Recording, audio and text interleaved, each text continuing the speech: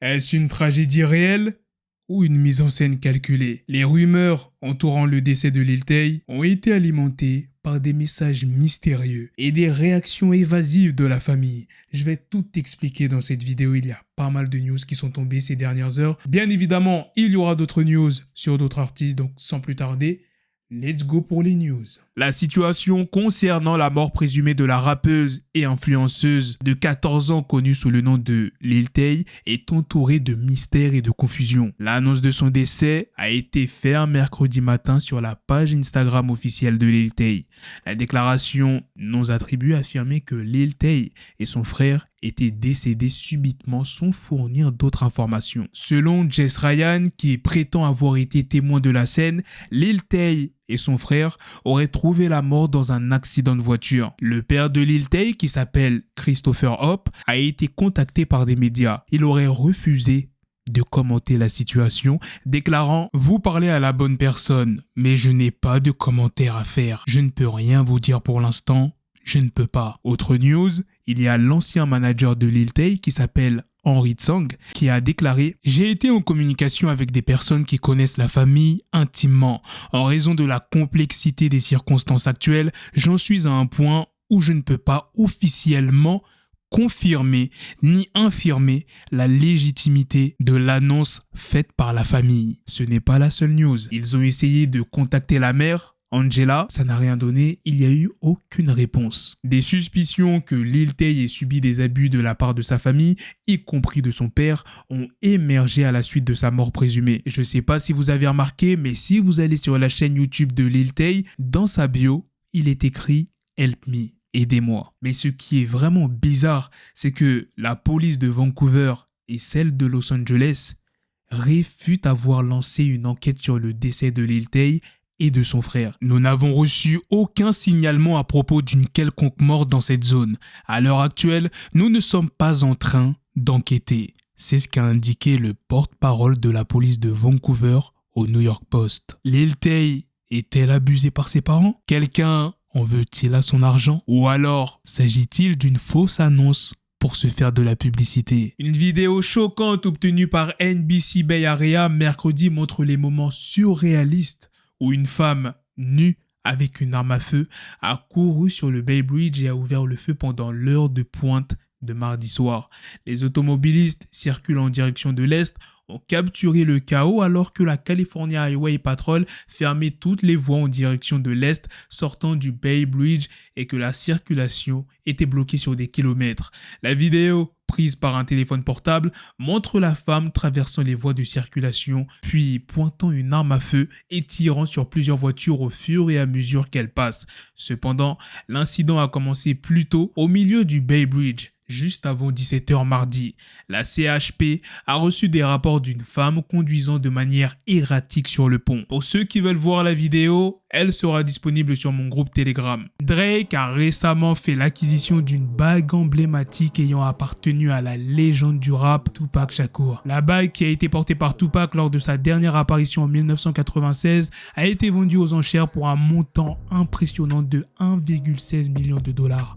Drake a révélé son achat en postant une photo de sa main portant le bijou sur Instagram. La bague est une pièce unique conçue par Tupac lui-même. Elle est ornée d'une couronne, une référence au livre Le Prince de l'écrivain italien Nicolas Machiavel qui a eu une grande influence sur Tupac.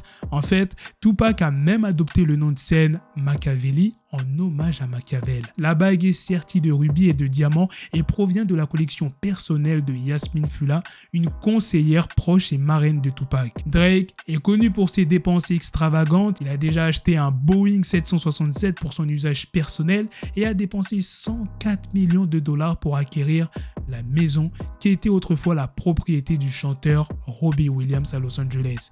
Il a également fait des gros titres pour avoir parié 1 million de dollars sur la victoire de l'Argentine en finale de la dernière Coupe du Monde de foot. L'annonce de la sortie de l'album Utopia de Travis Scott, couplée à la nouvelle de son concert en Égypte, avait créé une vague d'excitation parmi ses fans. Les pyramides de Gizeh, ces symboles millénaires de la grandeur égyptienne, devaient servir de toile de fond à cet événement musical exceptionnel. Malheureusement, l'annonce de l'annulation du spectacle a été un coup dur pour les fans et plus particulièrement pour ce jeune admirateur qui avait sacrifié sa demeure pour vivre ce moment moment unique.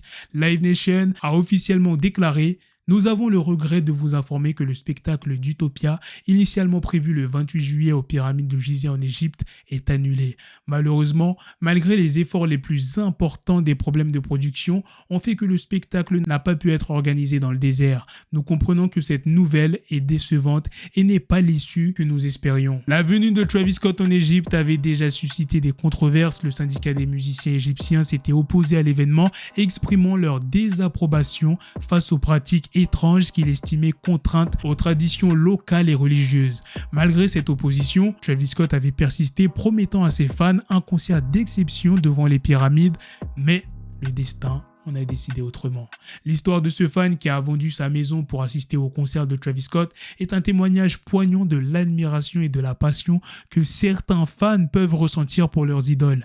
La nouvelle de l'annulation a dû être un choc pour lui. Cependant, Travis Scott a tenté de rassurer ses fans sur les réseaux sociaux. Dans un tweet, il a déclaré: le concert au pied des pyramides en Égypte aura lieu, mais en raison de la demande de la logistique détaillée, ils ont juste besoin d'un peu de temps pour s'installer sur les terres.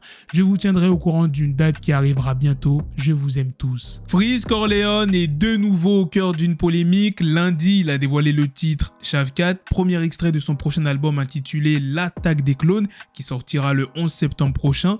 Dans ce morceau, l'artiste a multiplié les attaques qui ont beaucoup fait parler sur les réseaux sociaux.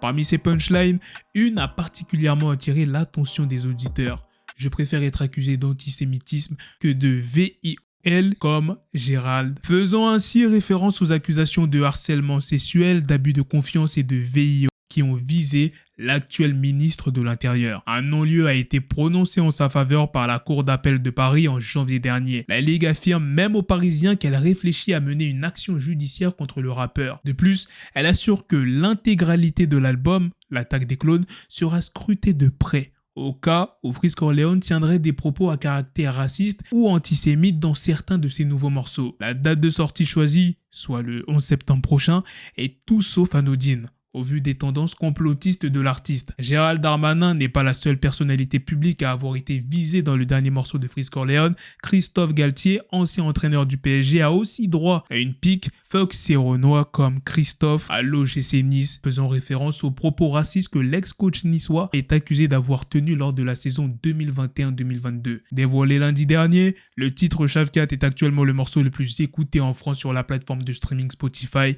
devant des titres de rappeurs français à succès comme Gazo, Soul King ou encore Hustle l'Enfoiré. Sur YouTube, le clip cumule 1,7 million de vues en seulement 3 jours. Voilà les gars, c'est la fin de cette news, c'est aussi la fin de cette vidéo. Dites-moi dans les commentaires qu'est-ce que vous en pensez de toutes les news que je vous ai présentées dans cette vidéo. Sur ce, on se donne rendez-vous très prochainement pour d'autres vidéos news. Prenez soin de vous la famille.